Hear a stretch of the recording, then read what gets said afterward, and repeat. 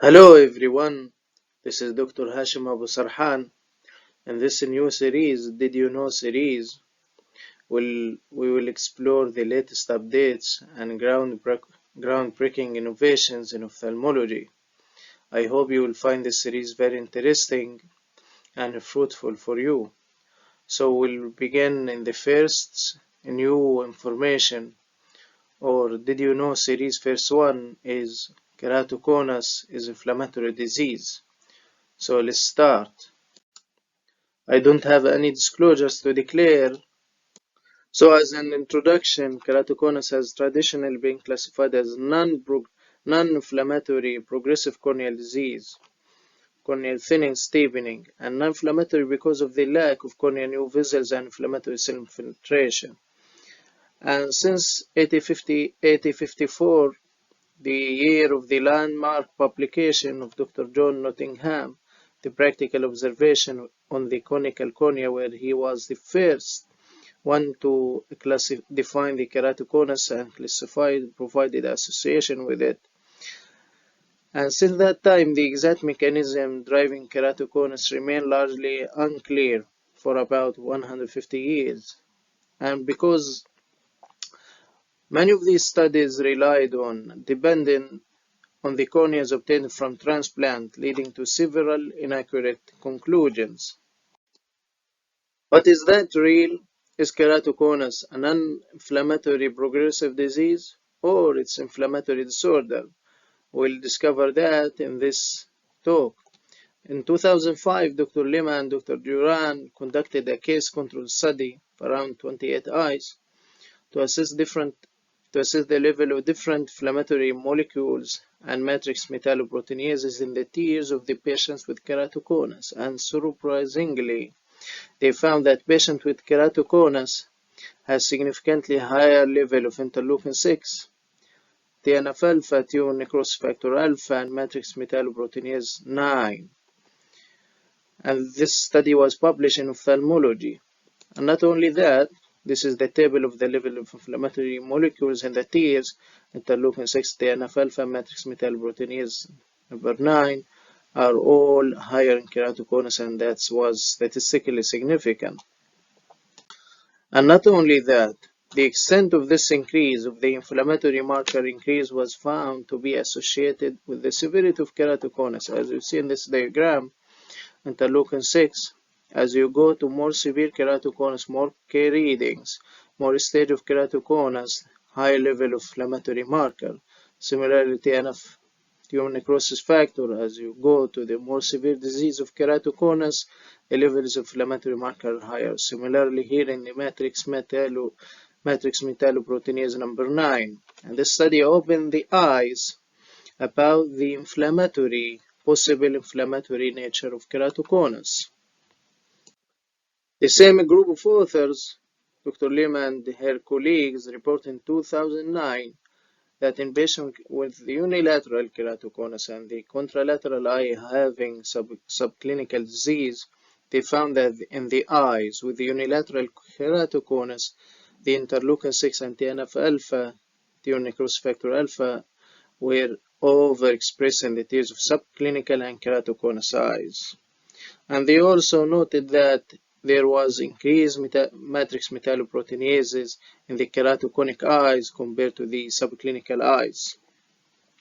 So these results indicate that the pathogenesis of keratoconus might involve chronic inflammatory events. Also, Dr. Balasubramanian in 2012, using antibody-based techniques, he reported similar findings consistent with Dr.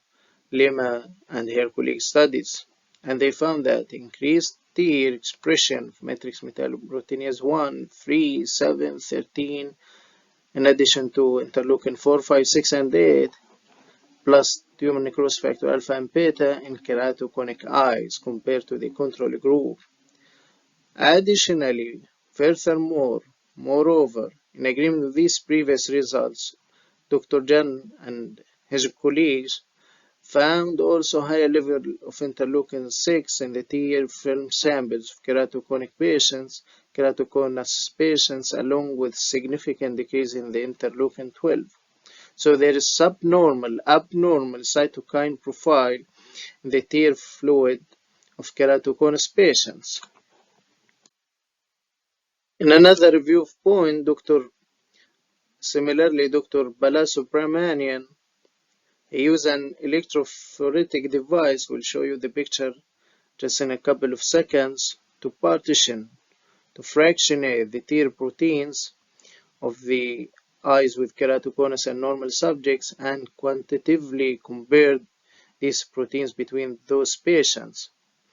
And they found there was a relative increase in cathepsin P levels, which is one of the proteases, and decreased level of the immunoglobulin receptors, alpha-fibronogene, cysteine SN and cysteine S in the tears of subject keratoconus, these are the protease inhibitors.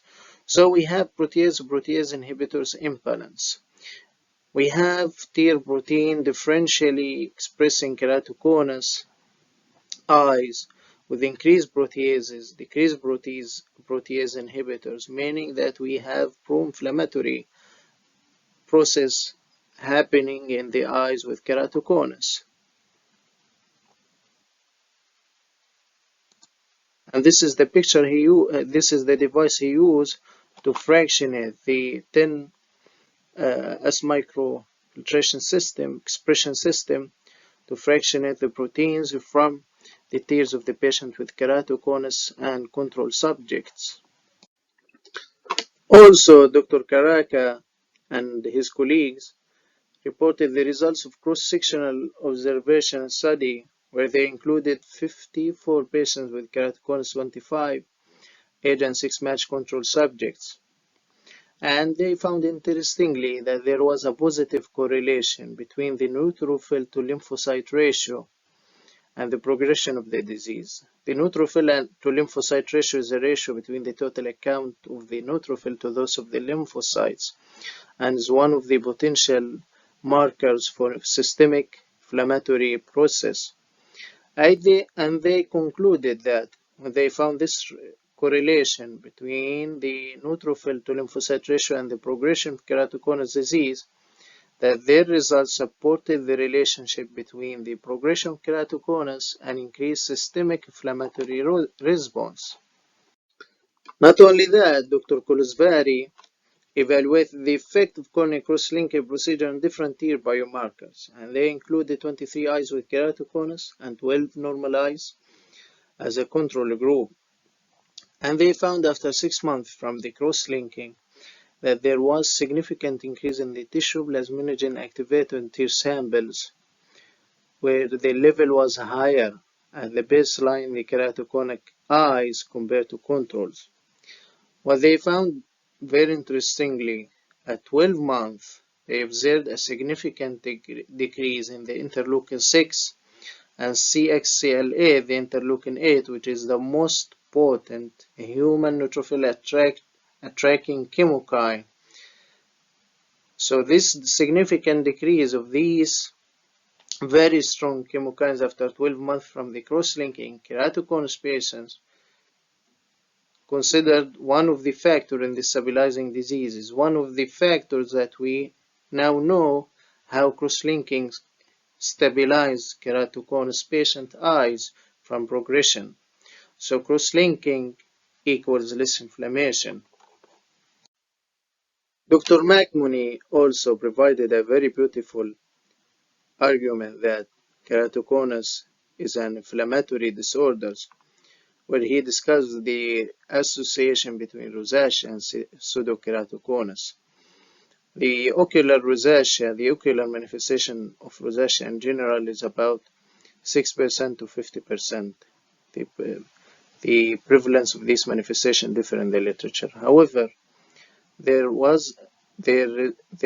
studies that confirmed the higher level of interleukin-1 and matrix metalloproteinases 9 in the tear fluid of ocular rosacea. And those patients with ocular rosacea, they develop, in some cases, some reports in the literature, inferior corneal thinning with high astigmatism with features resembling the keratoconus.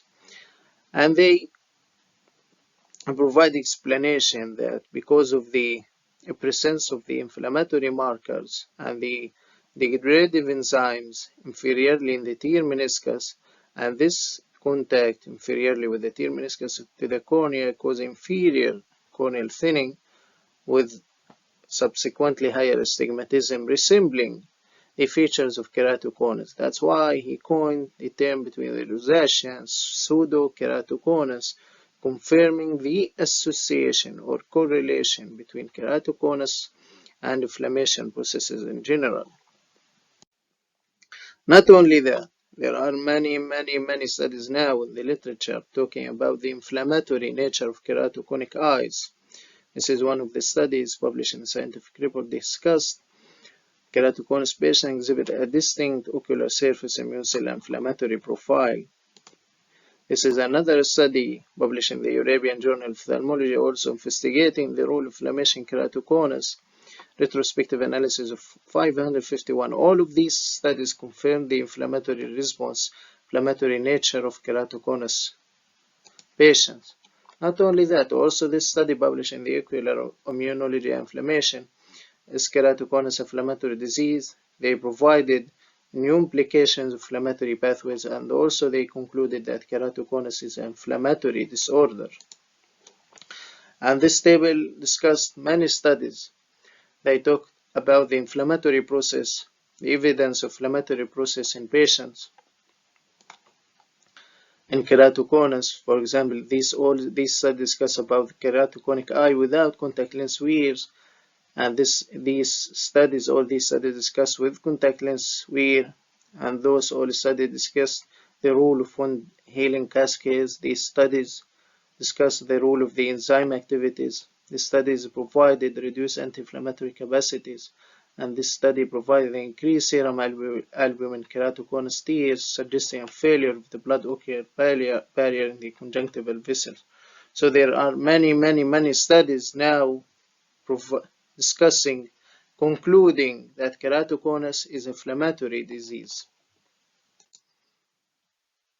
As a final